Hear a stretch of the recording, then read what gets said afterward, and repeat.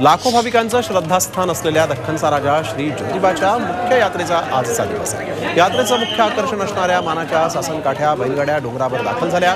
यात्रेचा मुख्य दिवस असल्यामुळे मंदिरामध्ये विविध धार्मिक कार्यक्रमांचं आयोजन करण्यात आलंय। ज्योतिबा डोंगरावर रविवारपासून लाखोंच्या संख्येनं भाविक दाखल होतात। हातकणंगले लोकसभा मतदारसंघातील महायुतीचे उमेदवार धैर्यशील माने यांनी ज्योतिबा देवाचं दर्शन घेतलंय। दर्शन घेतल्यानंतर त्यांनी सासनकाठी नाचवत नृत्याचा आनंद घेतला। लोकसभा निवडणुकीचा निकाल लागल्यानंतर याहीपेक्षा जास्त गुलाल अंगावर पडेल असा विश्वास त्यांनी व्यक्त केला।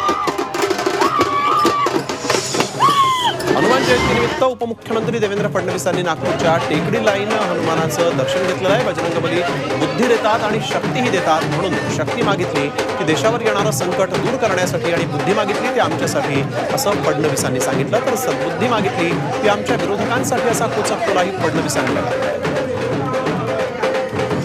अकोल्यामध्ये हनुमान जयंतीनिमित्त महाराष्ट्रातील एकमेव असलेल्या अंजनी माता आणि तपे हनुमान मंदिरामध्ये विविध कार्यक्रमांचं आयोजन करण्यात आलं। यावेळेस हनुमानाला प्रसाद म्हणून बुंदीचा 501 किलोचा लाडू चढवण्यात आला। यावेळेस देवाच्या दर्शनासाठी भाविकांनीही मोठी गर्दी केली। नाशिक शहरातील शालिमार परिसरामध्ये असलेल्या हनुमान मंदिरात हेमंत गोडसेंनी हनुमानाचं दर्शन घेतलं।